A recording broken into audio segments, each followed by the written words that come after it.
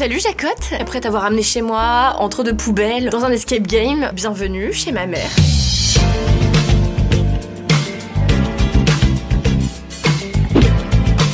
Alors aujourd'hui, on va parler d'un film que j'attendais énormément, qui fait partie d'une saga que j'adore depuis des années maintenant. Cette saga, c'est The Conjuring, qui a été initiée il y a quelques années par James Wan, un réalisateur toujours hyper soucieux de faire un travail minutieux, glaçant, millimétré. C'est vraiment un mec que j'adore. Ce film, tu l'auras compris, c'est La Nonne, réalisé par Corinne Hardy. Corinne Hardy, je crois que c'est son deuxième film. Il avait fait Le Sanctuaire en 2015, qui est un petit film qui a pas rencontré beaucoup de succès, mais qui était assez sympathique. Pour tout avouer, je m'en souviens pas hyper bien, mais je me souviens que je m'étais dit ouais, pas mal, je le conseillerais à mes potes en sortant du film. Bref, aujourd'hui on va parler de La Nonne. La Nonne, c'est un film que tout le monde attend, que moi-même j'ai attendu énormément, et il faut dire que c'est pas parce qu'un film a joué d'une super communication et d'un super bouche à oreille que ça en fait un bon produit. Donc pour être tout à fait honnête, je peux pas dire que La Nonne soit un film coup de cœur. Bien contrairement au film que je t'ai présenté au préalable sur la chaîne de Mademoiselle, ce film est vraiment loin d'être le film que j'ai préféré cette année, mais vraiment très loin, pour plusieurs raisons. Déjà parce qu'il tombe dans un milliard d'écueils, que je te citerai plus tard, mais aussi parce que je l'ai trouvé extrêmement bruyant, c'est-à-dire qu'il a un usage du jumpscare qui fait que toutes les 5 secondes on s'en prend plein la tronche de sons, de violons qui grincent, de violons maléfiques, et c'est épuisant, j'en suis ressortie vraiment fatiguée. Toutefois, ce film a de super côtés, et c'est là-dessus qu'on va se concentrer aujourd'hui, parce que je vous avais promis que je ferais quelque chose de toujours hyper positif. Donc on va se concentrer sur les raisons pour lesquelles je te conseille fortement d'aller voir La Nonne. La Nonne, c'est donc le spin-off de la saga Conjuring, il y en avait déjà eu plusieurs, il y avait eu Annabelle,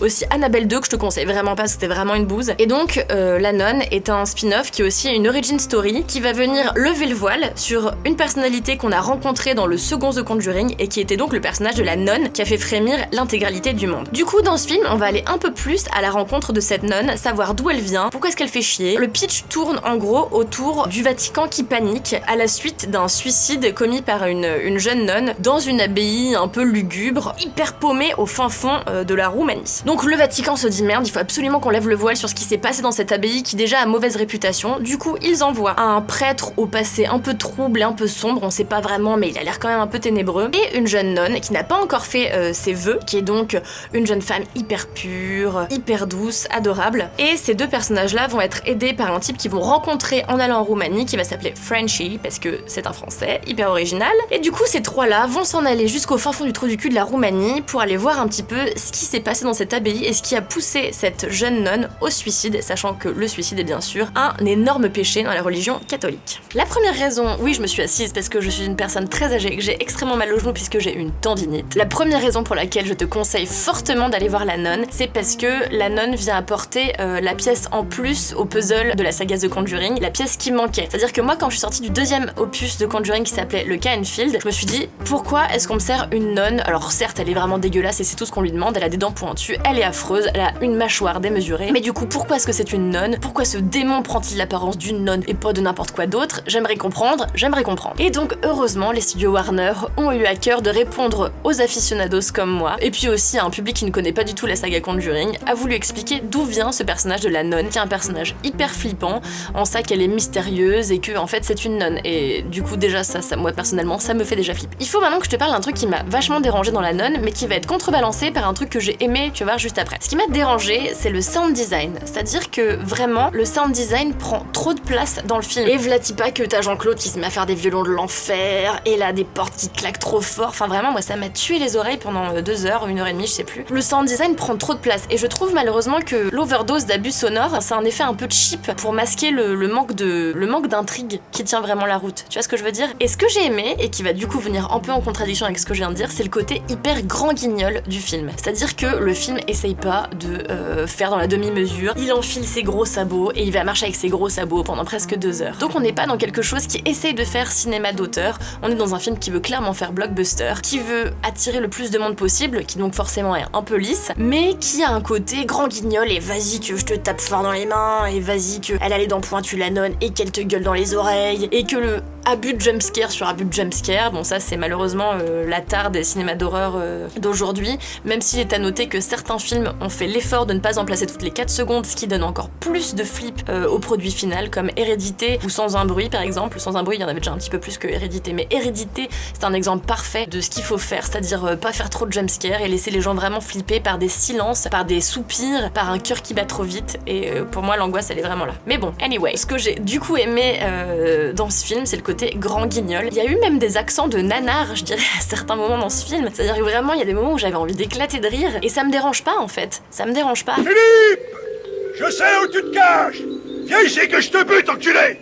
Ta gueule! C'est-à-dire que quand je suis allée voir Hérédité par exemple, j'espérais avoir vraiment peur, la vraie angoisse qui vient comme ça de ton bide qui est presque viscérale. Et là j'attendais pas du tout ça de la nonne, et en effet c'est pas ce qui est arrivé, il y a rien eu de viscéral, il y a eu juste des moments où j'ai sursauté parce que voilà, le jumpscare. Du coup ce film il y a des accents un peu nanardesques parfois parce qu'il en fait trop. Étonnamment c'est ça que j'ai aimé, parce que ces aspects un peu nanardesques et ces notes de j'en fais trop, ça me rappelle les films de série B, et ça je suis tout à fait cliente. Du coup dans son genre j'ai trouvé le film assez réussi et assez marrant. Voilà, parfois je vais au cinéma voir des films d'horreur pour vraiment être dans l'effroi et dans la réflexion et presque dans la souffrance, et parfois je vais voir un film d'horreur pour m'en payer une bonne tranche, comme souvent avec la saga The Conjuring, où je sais que je vais en avoir pour mon argent parce que ça va être du spectacle, et finalement c'est tout ce qu'on demande à un blockbuster. La troisième raison pour laquelle je te conseille d'aller voir La Nonne, c'est pour la performance de, non pas de tous les acteurs, mais de Taissa Farmiga. Tu as pu la voir dans American Horror Story la première saison par exemple, mais aussi dans The Bling Ring de Sofia Coppola. C'est une jeune actrice qui doit avoir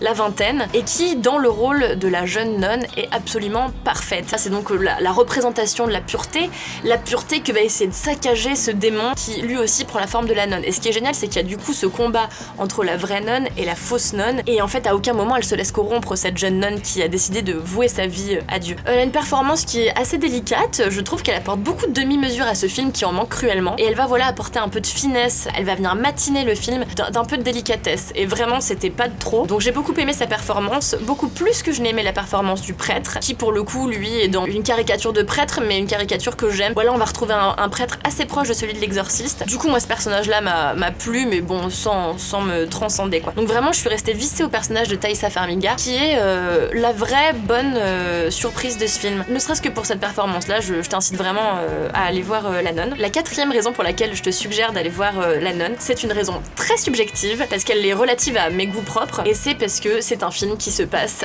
dans le milieu ecclésiastique, dans le milieu de l'église, et je ne sais pas pourquoi, va savoir pour quelle raison. J'adore ça, je suis complètement friande de tout ce qui est possession, et quand la possession intervient au sein même de l'église, je suis ravie, je ne demande que ça, je suis là, oh, donnez-moi en plus. Pourquoi est-ce que j'aime ça? Eh bien pour une raison très simple, qui est que l'église symbolise pour la religion catholique ce qu'il y a de plus sacré, hein, c'est un lieu de culte, que le mal naisse au sein même de ce lieu sacré qui est censé être le lieu du bien. Bon, ça me fait kiffer parce que je suis là, le mal à l'intérieur d'une entité sacrée, ça fait toujours quelque chose de dérangeant, ça apporte au film quelque chose de presque subversif, et ça me plaît. Le problème des films d'horreur qui prennent pour socle la religion, c'est qu'on peut pas éviter certains écueils. Par exemple, les oppositions entre les personnages sont très binaires, c'est-à-dire qu'on a le très méchant et les très gentils, le très méchant et les très gentils, le très méchant et les très gentils. Du coup, les personnages sont vraiment enfermés dans des caricatures de bien ou de mal. Donc bien sûr, d'un côté, on a l'église qui prêche la parole de Dieu avec que des gens hyper purs, et de l'autre côté, on a le démon qui essaie de s'insérer dans l'église et de bafouer tous ces personnages. Du coup, les personnages sont très peu nuancés, et la seule nuance apportée à ce film, c'est le personnage de Frenchie, qui est donc un jeune franco-québécois. Frenchie est intéressant comme personnage dans la mesure où c'est pas un religieux, du coup il n'est pas censé représenter le bien dans sa forme la plus pure, mais il n'a pas non plus de déviance vers le mal, donc on dira que c'est un gentil, un peu moins gentil que les autres, voilà, donc il vient du coup apporter un tout petit peu de nuance aux autres personnages qui sont malheureusement des caricatures de méchants et de gentils. J'aime beaucoup personnellement tous les films qui se passe dans l'univers de l'église, je trouve ça toujours hyper intéressant et souvent très drôle dans la représentation des personnages, de la symbolique, ça me passionne. Voilà Jacotte, pour l'instant on a terminé avec le film La Nonne, mais je vais te donner comme d'habitude une liste de films que tu peux voir pour que tu restes dans la même ambiance quoi, ça va être sympa. Alors bien sûr, je ne peux pas te conseiller La Nonne sans te conseiller de voir d'abord The Conjuring 1 et The Conjuring 2. The Conjuring, c'est une saga qui va tourner autour des personnages de Ed et Lorraine Warren, qui sont des gens qui ont vraiment existé, et qui, dans les années 70, ont été un peu des chasseurs de démons. C'est-à-dire que ils allaient dans des familles qui pensaient être hantées par des figures démoniaques et vont essayer d'aller déloger ce démon de la maison pour que les gens soient enfin laissés en paix et puissent mener une existence normale, ou du moins aussi normale qu'une vie puisse être après le passage d'un démon qui a voulu te niquer ta race. Ed Warren était un démonologue et Lorraine Warren était une médium. Ensemble, ils ont résolu énormément de cas et The Conjuring s'intéresse à 2 cas qu'ils ont essayé de résoudre avec plus ou moins de succès. Je ne t'en dis pas plus, je te laisse découvrir. Ce sont vraiment 2 très bons films, comme je le disais tout à l'heure, initiés par James Wan. James Wan, c'est un réalisateur que j'adore et je pense même que c'est mon réalisateur de films d'horreur actuel, avec Ari Aster depuis que j'ai vu Hérédité, que je préfère, parce que en fait James Wan, ce que j'aime, c'est que déjà on lui donne des moyens assez considérables pour réaliser ses films. Il peut se faire plaisir dans la réalisation. Il y a des plans qui sont absolument géniaux, des plans par exemple qui passent dans des trous de souris, vraiment dans des tout petits endroits, et bam, elle remonte et elle va capturer des plans bien plus grands et elle va s'inverser. Du coup on va avoir des plans de la maison mais inversés. Enfin, ça n'a l'air de rien comme ça parce que je te le raconte excessivement mal. Je ne sers pas du tout le travail de James Wan, mais je t'encourage vraiment à aller voir de toi-même parce que vraiment on a des plans qui sont fous. Ce que j'aime aussi, c'est la manière qu'il a de donner vie à des personnages de démons. J'adore ça. Les démons habitent juste un petit corps d'enfant et puis d'un coup le démon se transforme en quelque chose d'immense. Enfin, j'adore, je suis complètement fan. James Wan, si tu le connais pas, il a bien sûr réalisé The Conjuring 1 et The Conjuring 2, mais il a aussi réalisé le premier opus de Saw, qui d'ailleurs est le seul que j'ai trouvé bon. Et bien sûr, il a aussi fait les 2 premiers opus de la saga Insidious, qui étaient clairement les 2 meilleurs. Vraiment, je te conseille Insidious. Si tu vois pas ce que c'est Insidious, c'est l'histoire d'une famille composée d'un père, d'une mère et de 3 enfants.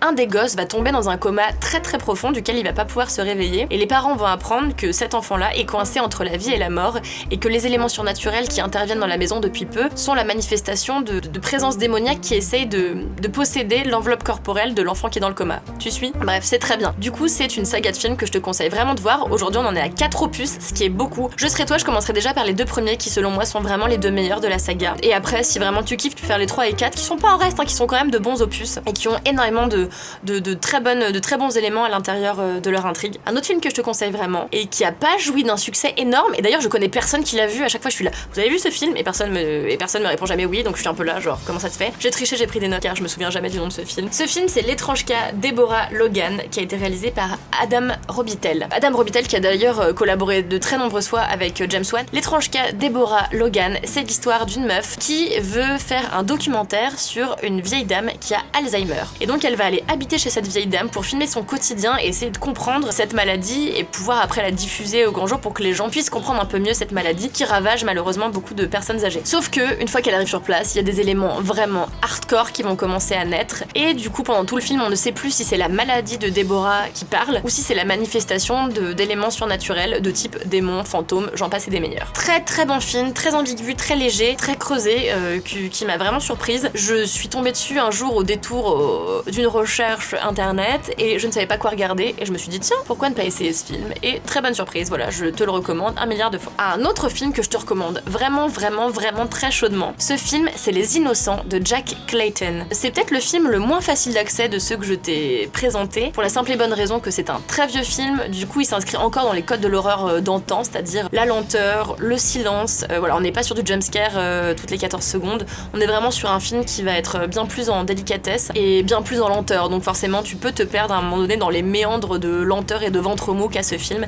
Mais moi c'est un film que j'aime beaucoup, c'est l'histoire de Miss Giddens qui est recrutée un jour pour aller dans un vieux manoir être la nounou de 2 enfants en bas âge, et une fois qu'elle arrive dans ce manoir, elle va se rendre compte que les enfants sont tourmentés par la présence surnaturelle de 2 personnes qui sont décédées, donc des ectoplasmes, enfin des fantômes. Je ne t'en dis pas non plus, je crois que ce film est adapté d'un livre qui s'appelle Le Tour d'écrou et que j'ai lu il y a très longtemps pour le lycée, donc j'en ai pas un souvenir impérissable, mais c'est parce que toi-même tu sais, j'avais à cœur de détester tout ce qu'on me proposait de lire à l'école. Donc vraiment toutefois l'adaptation est vraiment hyper réussie, je te le conseille 1 milliard de fois. Le tout dernier film que je te conseille, et pas des moindres, c'est le film que j'ai préféré en 2016, toute catégorie de films confondus. C'est-à-dire qu'il est arrivé avant les drames sociaux, les films de science-fiction, avant les films d'amour avant tout.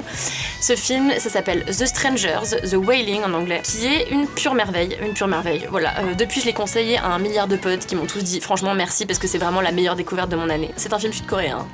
Donc c'est une petite ville paumée dans les montagnes en Corée du Sud qui va être dévastée par une série de meurtres dont on ne sait pas qui est le coupable. En parallèle de ces meurtres, il va y avoir une espèce de fièvre qui va toucher les habitants de la ville, une fièvre qui va les pousser à une folie meurtrière et des flics vont être chargés de lever le voile sur ce qui est en train de se passer dans cette ville et tous les soupçons vont se tourner vers un vieil ermite qui s'est installé récemment dans cette petite ville et qui se trouve être japonais. Tous les soupçons vont tourner autour de lui et il va être pris en chasse. Je t'en dis pas plus, ce film est une beauté sublime de cinéma qui mêle la perfection de l'image, la perfection de l'intrigue, qui parle d'horreur bien sûr, mais qui parle aussi et surtout de xénophobie. J'ai trouvé ce film magnifique et vraiment glaçant. Je te le conseille un milliard de fois, c'est peut-être mon plus gros conseil que je t'ai jamais donné. Regarde The Strangers. Il est bizarre, il est étonnant, on n'a pas l'habitude de voir des films comme ça, mais je l'aime d'amour. Voilà Jacotte, c'est donc terminé pour aujourd'hui. J'espère que t'as aimé cette petite chronique, que tu ne m'en veux pas trop de ne pas avoir aimé La Nonne à en mourir. Et voilà, parfois, il y a des films que j'aime un peu moins, ça ne m'empêche pas de leur trouver des aspects positifs et c'est tout ce qui compte. Voilà, j'espère que t'as kiffé et puis si t'as aimé du coup, laisse un pouce bleu, abonne-toi à la chaîne de Mademoiselle, suis-moi sur Instagram, laisse-moi un commentaire, ça me fait tellement plaisir à chaque fois d'avoir des commentaires positifs ou même négatifs, ça m'aide à m'améliorer. En tout cas, merci d'avoir regardé la vidéo jusqu'au bout et puis à la semaine prochaine. Ciao.